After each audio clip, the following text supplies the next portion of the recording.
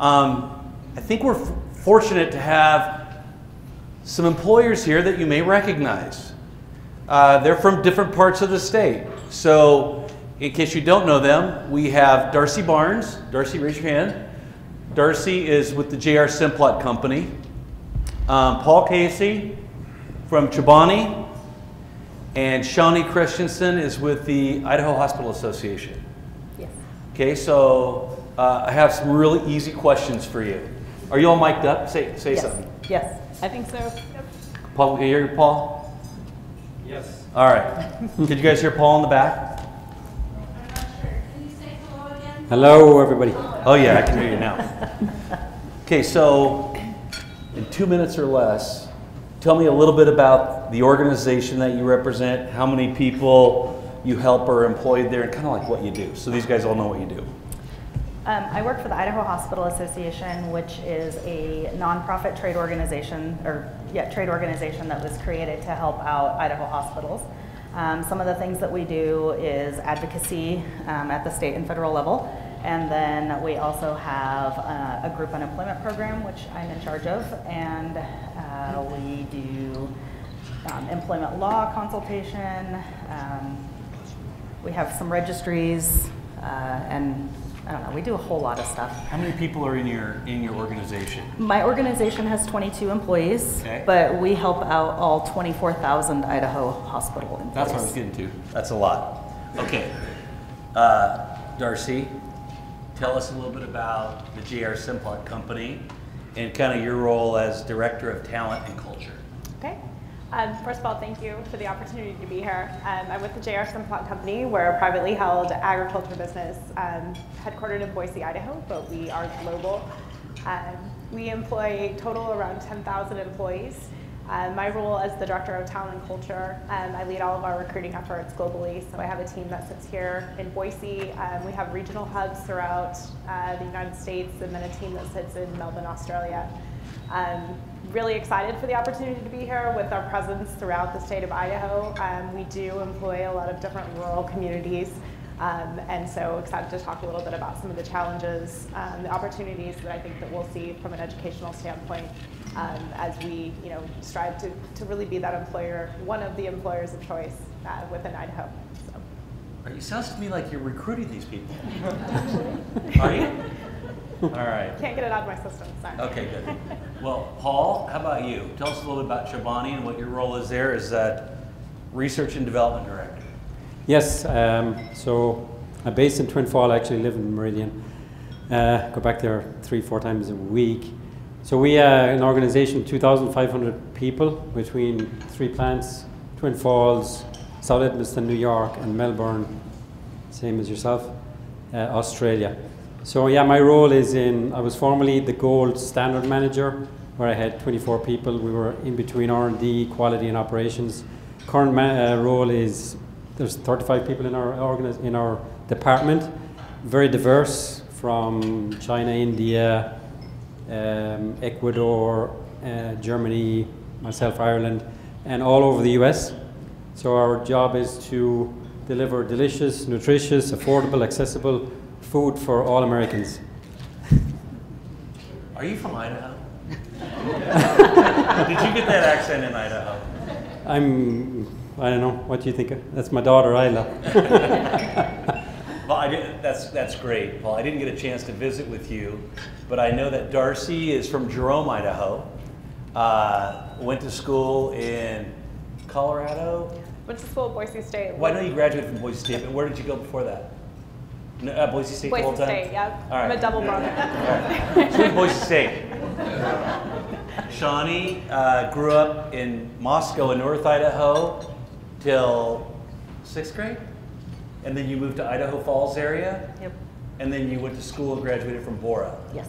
Correct? And then I went to Boise State also. And then you went to Boise State also? Yes. Okay, Paul, just quickly, give us a little geographic trail of how you got here. I ended up in Boise State. I got a master's a few years ago. But yeah, I started in University College Cork. Wanted to learn French, went to France. And instead of staying a year, I spent 3 years, then went to Madrid, Spain. Had my daughter and my wife had my daughter and son. And then my dream was to come to the US always, and I got the dream job in Twin Falls, Idaho. That's great. I love it. Thanks for being here tonight. So these people employ our products, and I think it's interesting. So I really haven't talked to them about what we're going to ask. I have a feeling, I have a little inkling I know what they might be looking for, but I want to talk a little bit about the talent pipeline in Idaho and what that looks like, feels like. So let's talk about it like this. We'll break it up into two categories, and then a couple minutes each. So what's it like in recruiting people out of our community colleges and universities in Idaho? What's that talent look like when it reaches your company or your organization? How about if we start with you, Paul? I guess it's pretty difficult, to tell you the truth, in research and development to get people from within Idaho. Okay. So we do have to reach out, and that brings a lot of challenges from a cost standpoint and relocation standpoint, obviously, and length. If it's from outside of the country, it's, you're talking about sponsorship. In the current climate, that's not that's not possible. So we do have our challenges. Okay, so we'll do higher ed first. Okay, Darci, how about you? Yeah, I would say it's similar. It depends. With Simplot being vertically integrated, we have a lot of different types of positions that we recruit for, and I would say similarly on the research and development side, the engineering side, it's very difficult just from a candidate pipeline. One of the challenges that we also face is when we do have some of our professional level jobs, and we would like folks to potentially be mobile. We always, say that we'll bring you back to Idaho, but we also, fortunately, have the conundrum that a lot of people don't want to leave Idaho, which is great. But for us, we also want to have folks that have a diverse experience and to come back. So that's one of our other kind of different challenges. Okay, Shawnie, how about you for the college graduate candidate part of your organization? Well, our organization, we don't have a problem filling because we're very specialized, and so it's pretty easy. But for our hospitals, we have a big issue with registered nurses, just like the rest of the nation does. We also have a big issue with medical lab techs. We don't have a school in Idaho, and so it's really hard to get them here, period. But registered nurses, we just don't have enough seats to graduate them. So I always wonder about this. So is it because people don't want to become nurses, or we don't have enough places that trains up nurses, educates nurses? I mean, what is it? Or is it a combination of both? Or no. Are they not rewarding careers? I think you mentioned that we don't, 50% of them don't like it after 5 years. Yeah, it's not that high. But what the biggest issue that we have is each school only has a certain number of nursing seats. And so only like the top 10% of applicants actually can get in. So we have a lot more people that want to be nurses than we can educate. But then did you make a comment when we were having dinner that about half there of them? are, yeah, but it wasn't half. It's probably like 15% of them actually will get into the nursing field, and then 5-10 years later decide that they really don't like it. It's just not for them. And then they get out. And so then you've got another shortage that is kind of self-created because they go into it for the money and then figure out that money's not all it is. Okay. So yeah, it's kind of a big. Okay, so I've heard basically 3 challenges, and that is we're having a hard time finding highly qualified candidates. There's some that come through that work, but like most successful business people and business organizations, if they can't find it here, they will find it somewhere. And so I've heard that you may be looking other places to fill kind of key roles within your organizations. Let's go back a little, because only about 45-50% of our kids go to college. Let's talk about the ones that don't go to college. Are there employment opportunities at Simplot for kids with a high school diploma? Absolutely, and that's one of our largest challenges at the moment, especially with the low unemployment rates. What used to be, at our manufacturing facilities, let's say within the food group, the types of technological advancements that we've had. We have a state-of-the-art food processing facility here locally, and one of the challenges is just finding folks that are technical enough to where they're able to even just read and write. I was chatting with one of my recruiters today, just saying, what are some of the biggest challenges you've had in the last week? And she said, honestly, it's just passing the basic job evaluation skills test, and that's as basic as just being able to, read the safety signs and to be able to do basic math. And we're saying like 24 divided by 6, and being able to read the sign that says you need to be able to put your safety boots on before you enter this area. So those are some of the challenges, and it's not across the board, but when we do have some of those basic safety tests, let's say we go through and evaluate 15 different candidates, very often there'll be 3 or 4 that aren't able to pass some of those just very entry-level types of assessments for us. So that continues to be a challenge. All the way up to more of the skilled journeyman. We do have a huge need for the journeyman electrician, skilled mechanics. So when we look at more of the vocational type of trends, again, with the low unemployment rates, those tend to be very challenging for us to fill. We always advertise that we would look at a combination of education and experience, and most of these types of positions are with a high school diploma or a GED. But again, it's very challenging for us to keep those positions filled. Okay, so for our lawmakers that are from all around the state, would you say that these passing this basic employee evaluation, the safety qualification, is written at a high level? Is it complicated reading? No, they're typically multiple choice, and so even like that is one of the examples where I would say 24 divided by 6, and there would be choose A, B, C, or D. That's one of the types of questions that we do have challenges with, and it's not all of them, but it's a significant enough to where it's concerning. Okay, so that's 4th grade math. For those of you that don't follow the scope and sequence in school, for a lot of our gifted kids, that might happen in 2nd and 3rd grade. But for a lot of kids that graduate our schools, they can't do fundamental arithmetic. So I was thinking about when you asked Paul what kids need when they graduate. I had a high school 9th grade teacher that would tell me, math teacher that would say, I'll take every kid just if they can add, subtract, multiply, and divide whole numbers, decimals, and fractions. I can teach them everything else. I'd make a wager right now that a large percentage of our kids in Idaho can't add, subtract, multiply, and divide whole numbers, decimals, and fractions in 11th grade.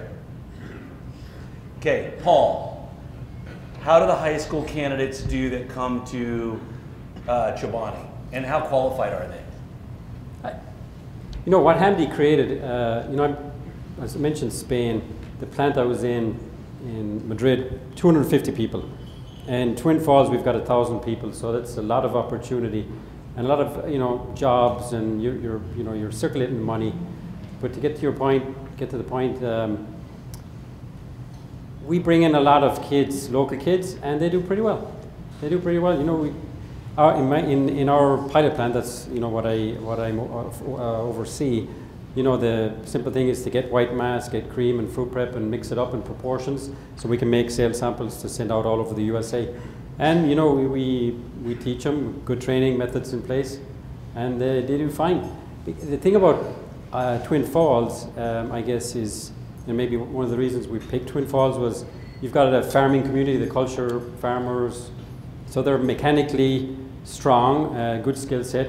So when they come on board, they've great critical thinking skills, and they adapt pretty well. So, and the blend with I've got my particular team is 3-4 Latinos, Mexican girls, and they're just fast and pick it up quick. And the blend with the local kids from Twin or Jerome or Burley or Paul, and they just get along fine. I mean, Spanish, English, they pick up languages and have fun and eat together, and they learn together and grow together. So that's awesome. Yeah. And for upward mobility from those entry-level jobs, does that exist at Chobani? It does. We do have a roadmap, different supervisor jobs, and freedom to move within the company, different departments. There's freedom even to go to New York or plant in New York. But there is great possibilities within the organization. Okay. Now, we were talking at dinner, and I asked if there was something that you wished we would do, Shawnie, in high school to create more candidates for people to work in the healthcare profession? What was that? And tell me why you're thinking like that. Okay, well, one of the shortages that we have in Idaho are CNAs, medical assistants, and there's other technical positions that they take that just take like a certification, a 90-day course, or sometimes a 9-month course. And so what I would like to see is have it offered in a school, like say your junior or senior year, just have it like one class offered, like one semester, and you could get 18 kids graduated with that certification, and then those kids can walk right into a job and make 12 bucks an hour. And then if they choose to go into a hospital as a CNA, the hospital will generally help them move up, and then they can become an LPN, they can become an RN, they can become a physician, they can become whatever it is that they want. But it would also work in a situation like that where the licensed journeyman and stuff, you could do something like that as well, as long as it's a certification that takes less than 6 months.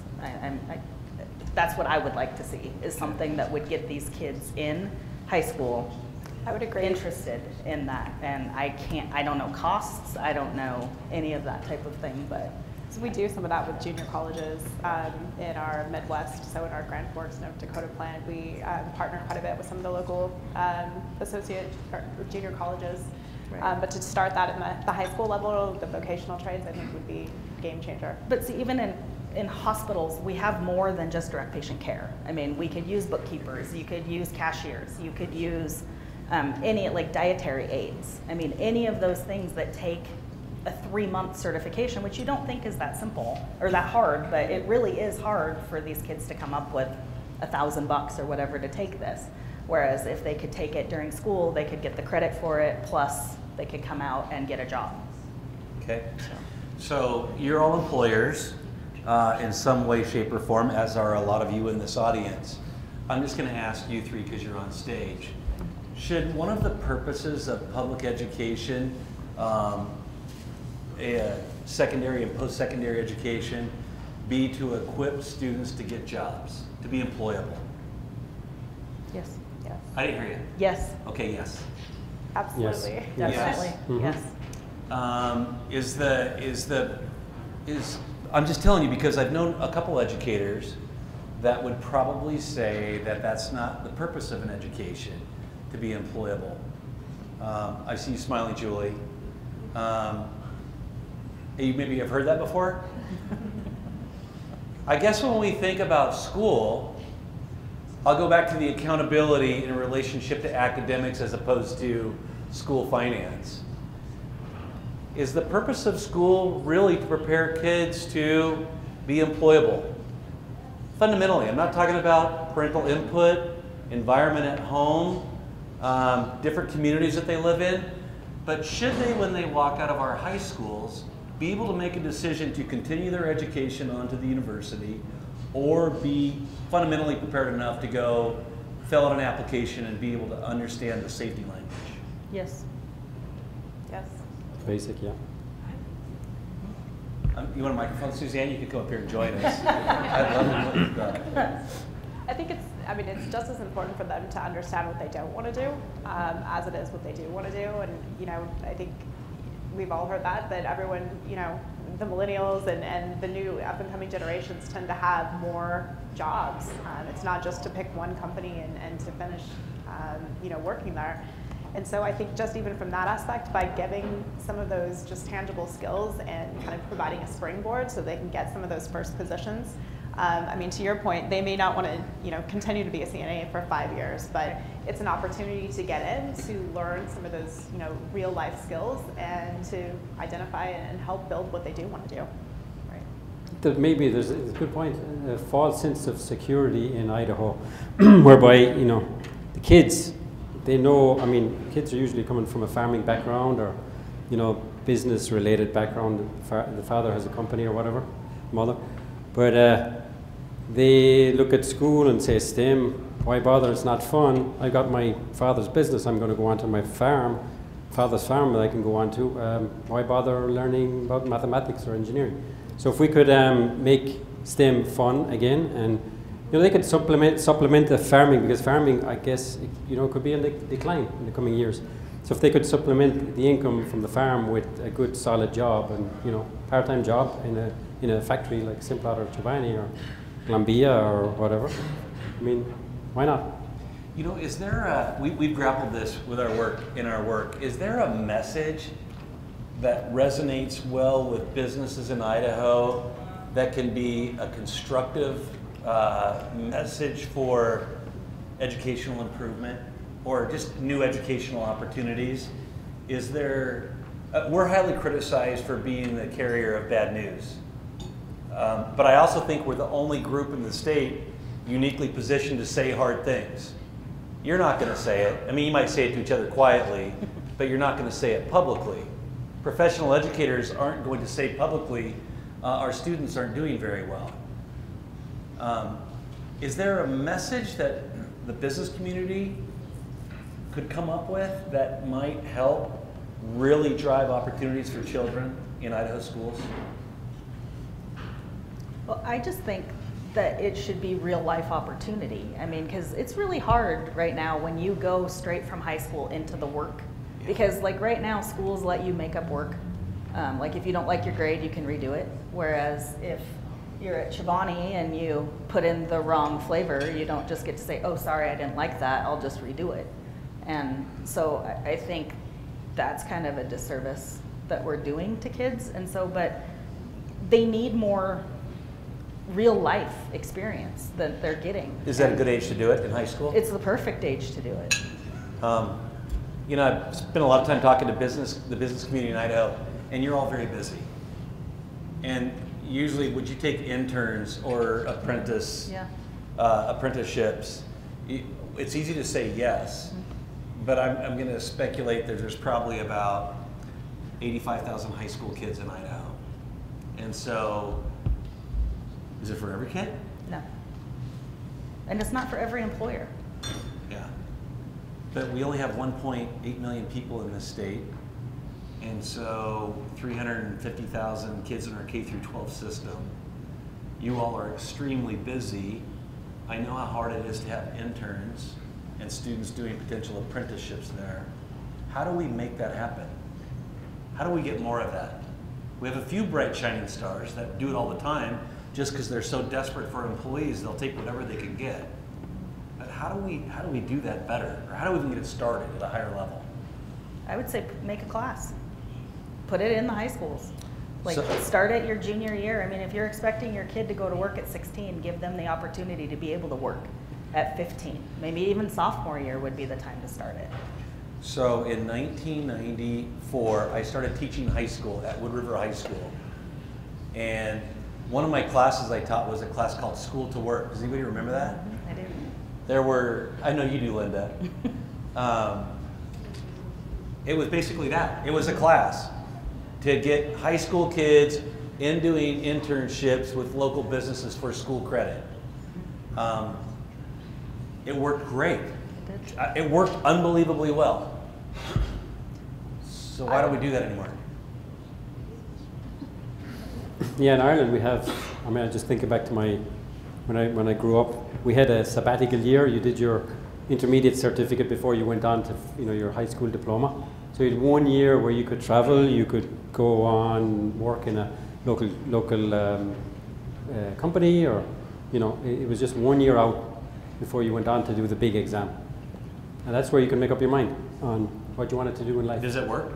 It works a lot. Yep. Okay. I guarantee. So I took that class in high school. School to Work? Mm-hmm. Yeah. Was I your teacher? No. Because I went to Bora. Oh, that's right. You were at Bora High School. But every single person in that class went on to college to figure out what they wanted, because we were exposed to a different business every week. You figured out what you did not want to do. We figured out what we did not want to do very quickly. You figured out what quickly. you may want to do. But half of us got hired into full-time positions right out of school into the places that we interned at. Okay. I would just add maybe one more aspect to that. On the university side, as the different programs are structured, is actually requiring that type of capstone course or internship as part of completing the curriculum. I think that's so important. I know there's different colleges and groups that do provide that and that do make that a requirement. But whenever we are, let's say recruiting for some of our professional level sales positions, when we go through a day of interviews, and you can almost start to see those students that are standing out during the interviews are the ones that have had that real tangible experience. And more often than not, that's in a trainee type program or an internship. And so to me, I think being able to start that back at the high school level would absolutely, have the same type of return. So Chobani is a pretty good company. Oh yeah. Yeah. JR Simplot is a pretty good company. Idaho Hospital Association, pretty good company. Are you all optimistic about the future for Idaho? Yes. Two yeses and a not quite maybe, no? Maybe.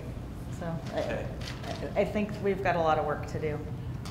We're really behind on Taking filling, care of our people in the hospitals. It just seems like the shortage gets bigger every year.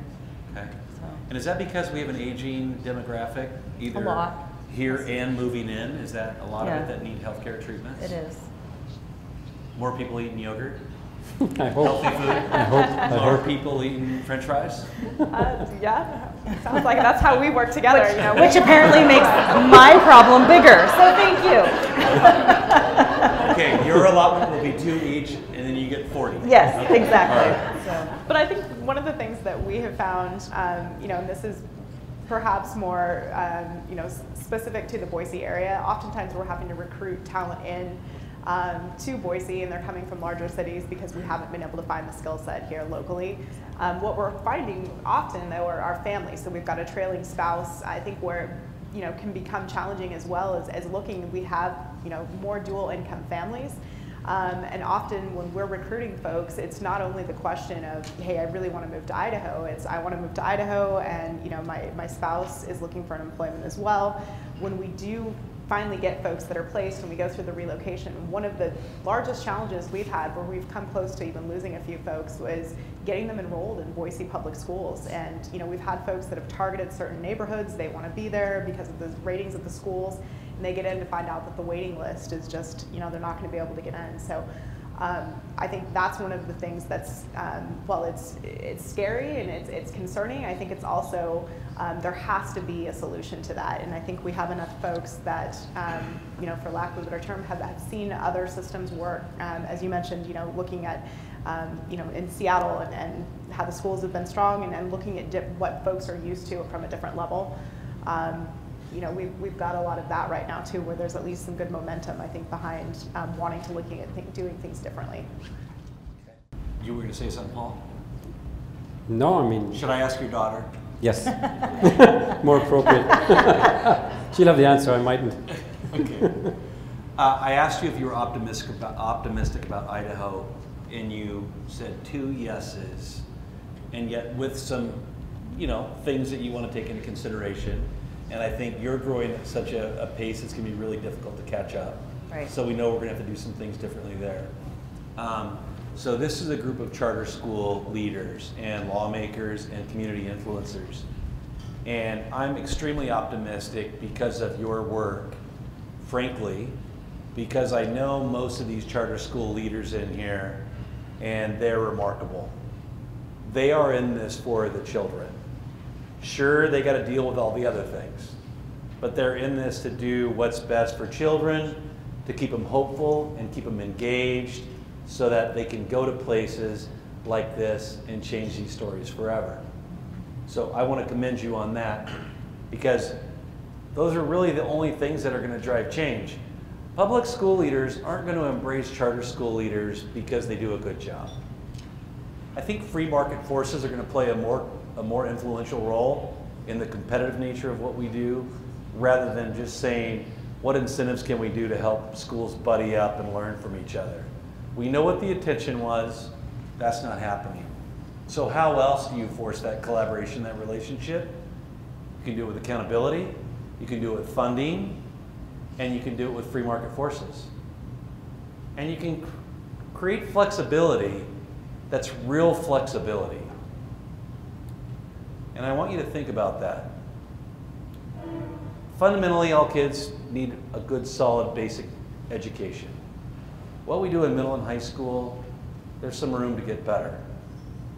But most importantly, the fact that you're taking time to be in this conversation and doing the work that you're doing gives me hope for our kids moving forward in Idaho.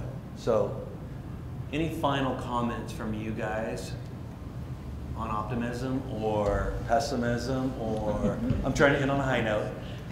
Anything else you want to say other than us saying thank you? Well, I just think because charter schools have such a niche in the education, I think that if anybody could get these little programs started, it would be you guys.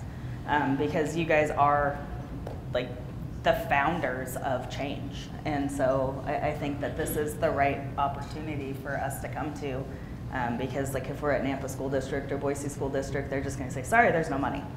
Whereas at least with you guys, you guys are willing to go out and get grants. You're willing to go out and get sponsorships. I mean, and so that in itself gives me hope that this type of situation could make the changes that we need. So, okay. And so, thank you.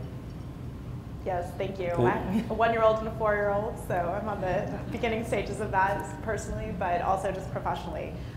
Just to echo what Shawnie said, it's very inspiring and exciting to see that so many people are really rallying around what we have to do as a state as we look to bring in talent and just the challenges that we continuously face. We all know Idaho is an amazing place to be, and so I think whatever we can do to do our part to help grow that for our youngsters and just to set them up for success is very important. So thank you for the work that you are all doing. Yeah, I just want to second that. I mean, the fact that you're here not just for the food, it's good for the future. When I think back on my education when I was growing up, I think of my teachers. So I think we have to, set them up for success, pay them well, make them, they like Idaho obviously, but make them feel proud and make the people in the communities feel proud of having them. So thank you so much. So let's give a big round of applause to our panel. Thank you guys. You can shut those mics off before you start whispering to each other. And then Keith is going to come up from Sage International and give us our closing remarks. Is that right, Terry? That is correct. All right.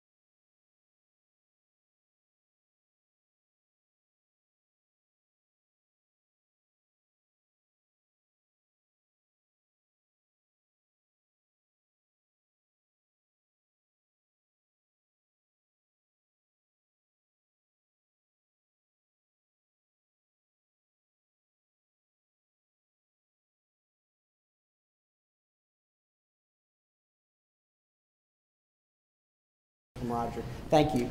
Thank you, Paul. Thank you. Thank you. Yeah, look back.